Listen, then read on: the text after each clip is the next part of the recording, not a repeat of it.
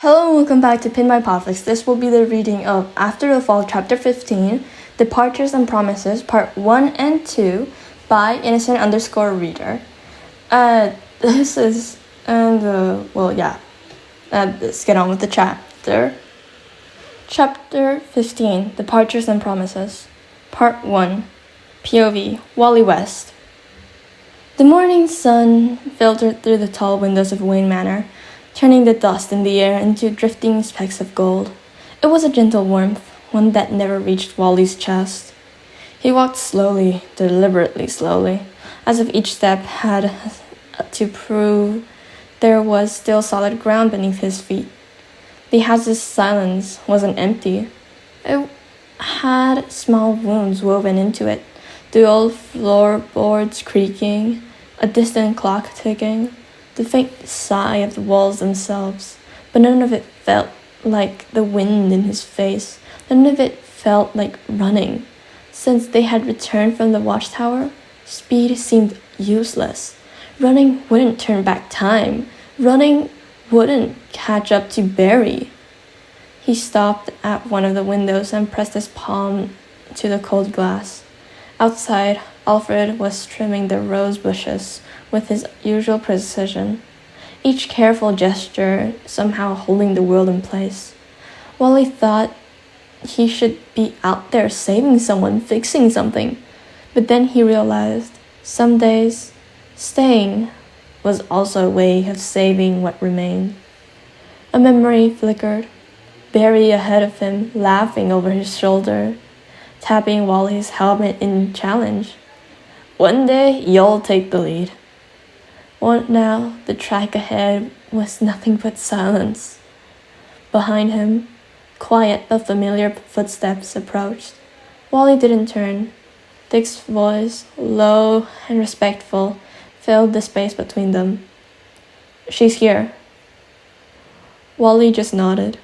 He didn't need to ask who. Minutes later, the crunch of tires on gravel carried through the grounds. Wally knew before the sound of the engine, before anything, who it was. His heartbeat stumbled, not like a sprinter's rush, but like a misstep. Iris West. She stepped out of the car in a gray overcoat cinched tight against her frame, hair pulled back in a hurried bun, sunglasses hiding the puffiness around her eyes. Wally didn't need to see them. He had known that look since childhood, when Barry would take him over for dinner on quiet Central City nights. Iris had always been steady, always found the right words to calm both Barry's storm and his own. But now, for the first time, she seemed smaller, as if the world had taken more from her than it could ever return. She opened her arms before speaking, and Wally ran toward her. Not as a speedster, but as a nephew, as a boy. The hug was tight, desperate, as though they were both clinging to each other to keep from falling into the void. Wally. Her voice cracked under the weight of everything left unsaid. He closed his eyes, inhaling the familiar scent of lavender clinging to her coat. For one fleeting second, it was like being back in her kitchen in Central, Barry cracking jokes while Iris brewed coffee. The moment broke too quickly. When they finally pulled apart, she lifted her hands to his face, forcing a smile that hurt more than it soothed. How are you holding up? It was an automatic question, but her eyes, hidden behind the lenses, begged for an answer that didn't exist. Surviving, Wally murmured, unable to hold her gaze for long. Iris nodded, understanding more than words could convey.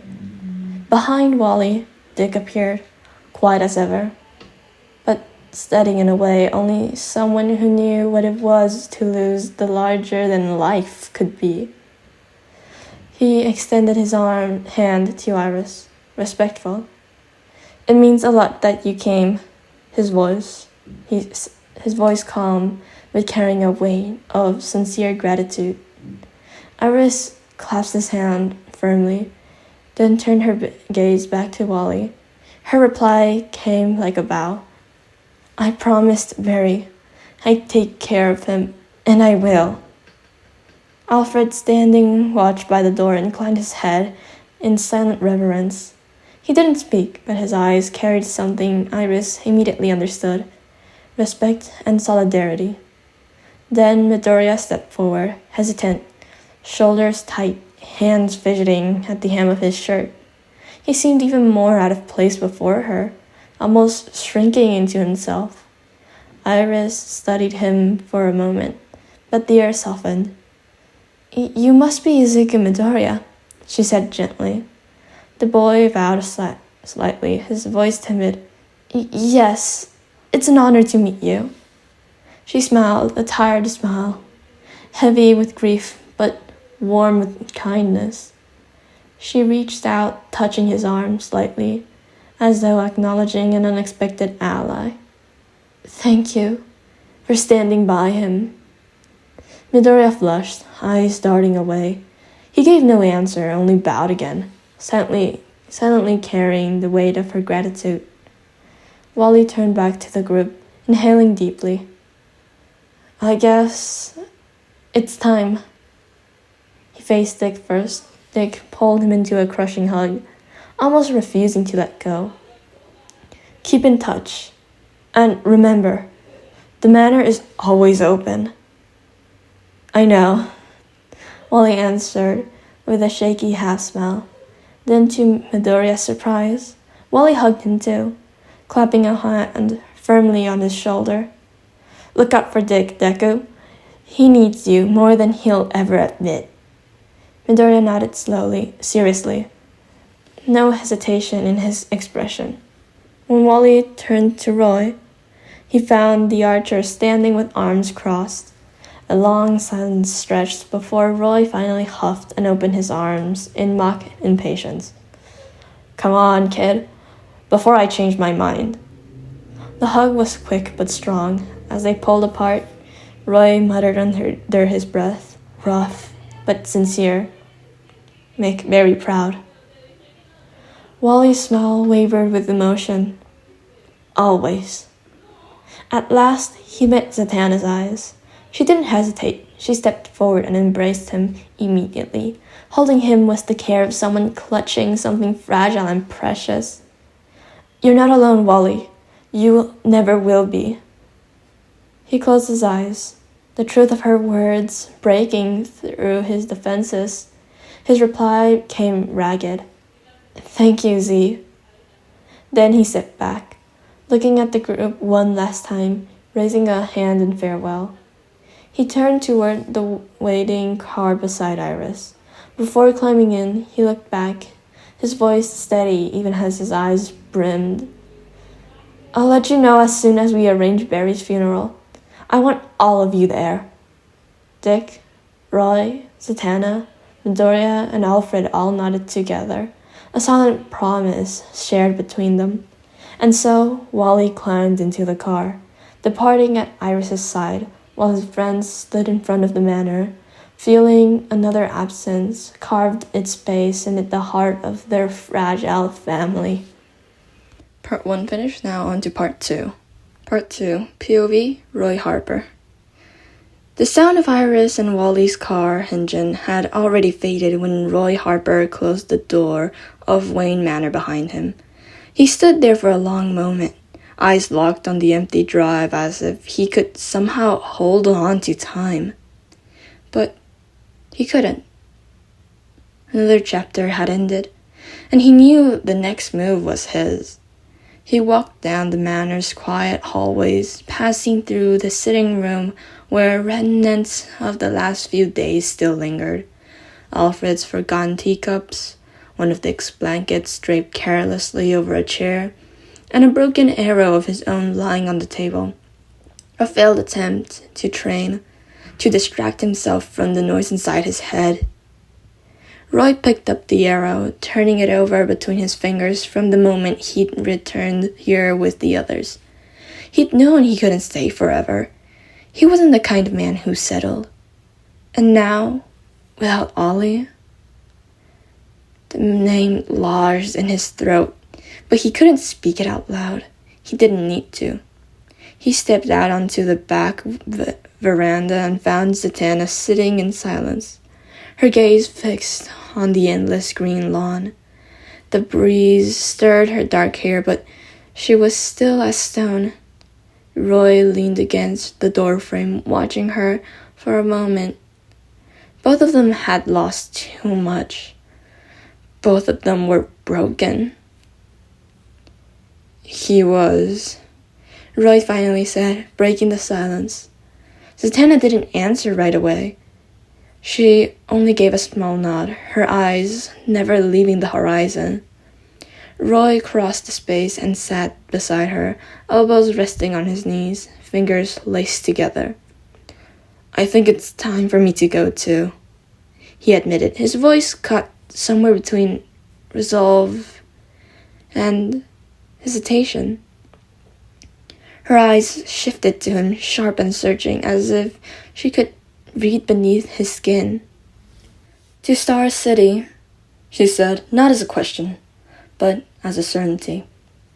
Roy exhaled, staring down at his boots, the scuffed leather dusted with dirt he hadn't bothered to wipe away. "I can't put it off. I need to see it with my own eyes." She understood. She felt the same pull, the same need to return to where the pain was sharpest. "You'll arrange the funeral?" she asked softly. Roy bit his lower lip, eyes hardening.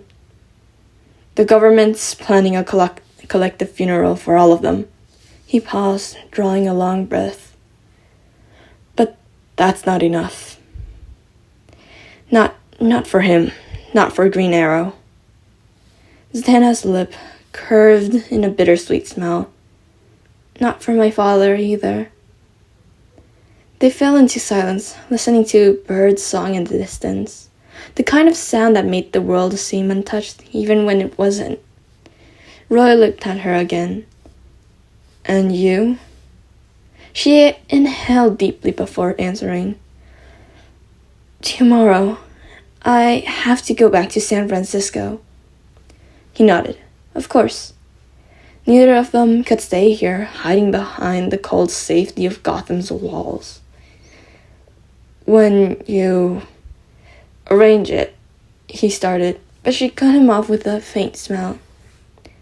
"I'll let you all know, every one of you." Roy returned the smile, though it was the kind that barely masked the pain and faded almost as quickly as it came. He rose, casting one last glance at the manor. "Guess I should pack." She stayed seated, watching him walk away with the same heavy shoulders he always carried. Roy made his way slowly through the manor, the old floorboards creaking under his boots. This place wasn't his home, just another shelter, like all the others since Ollie's death. Passing the main hall, he caught sight of Dick and Midoriya bent over the table, whispering over maps. They clung to logistics as if strategy could fill the hole in their chests. Dick's fingers drummed relentlessly on the edge of the paper, betraying the strain behind his composure. Midoriya scribbled dutiful notes as if discipline could substitute for grief. Roy lingered in the doorway, tempted for a second to step in, to be drawn into that fragile sense of normalcy. But no. His burden was alone. He pressed on. The hallway swallowed him in, shadows, and for a heartbeat, he almost heard Ollie's voice, echoing there, sharp and patient, calling him for another drill, another mission. He could almost see him at the far end of the hall, arms crossed, brow arched in that familiar look whenever Roy took too long. The emptiness hit so hard. It made Roy close his eyes, pulling it in a ragged breath. By the time he opened them, he was already at the door of the bedroom Alfred had prepared for him. He turned the knob, stepped inside, and let the silence consume him whole. He closed the door behind him, leaning back against it, his head tipping until it thudded against the wood for the first time since Ollie's death. He allowed himself to just breathe, to listen to the beat of his own heart, and try to believe it was still strong. He crossed to the bed, opening his pack, and began placing his few belongings inside. The uniform, the gloves, the bow. Always the bow. His hands froze over the quiver. Some of the arrows still bore Ollie's craft. Roy squeezed his eyes shut, drew a shaky breath, and then fastened the quiver shut with a decisive snap before tucking it into the pack. He sat on the edge of the bed, staring at the closed door, waiting for the night to pass, for tomorrow to come, when he'd somehow find the strength to say goodbye one more time. And that was it for chapter 15, part 1 and part 2, Purchase and Promises. It took me so long to finally finish this recording because I'm currently visiting family in other countries, so I don't have my other devices to do other stuff. So I'm only on my phone, and it's gonna be so shitty. It's only a bit less than what I usually have, since I only have one or two other electronic devices with me, so that I can check stuff and all that stuff. But I only have my phone, and most of this was actually majority of this video was just one take. Was actually not one take, but it's the first take, because I don't have a lot of time to record and all of that. And I'm going to record as much as I can during my little free periods where I'm not with my family or anything. So, sorry for basically not posting anything during the month of July. Even though I only post have posted a couple ones. So yeah, hydrate or die straight.